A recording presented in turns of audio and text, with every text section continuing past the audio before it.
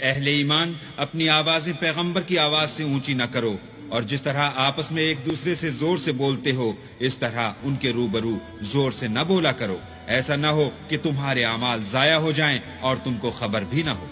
جو لوگ پیغمبر خدا کے سامنے دبی آواز سے بولتے ہیں، اللہ نے ان کے دل تقوی کے لیے آزما لیے ہیں، ان کے لیے بخشش اور اجر عظیم ہے۔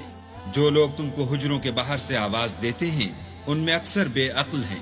اور اگر وہ صبر کیے رہتے یہاں تک کہ تم خود نکل کر ان کے پاس آتے تو یہ ان کے لیے بہتر تھا، اور اللہ تو بخشنے والا مہربان ہے۔ مومنو، اگر کوئی بد کردار تمہارے پاس کوئی خبر لے کر آئے تو خوب تحقیق کر لیا کرو، مبادا کہ کسی قوم کو نادانی سے نقصان پہنچا دو، پھر تم کو اپنے کیے پر نادم ہونا پڑے۔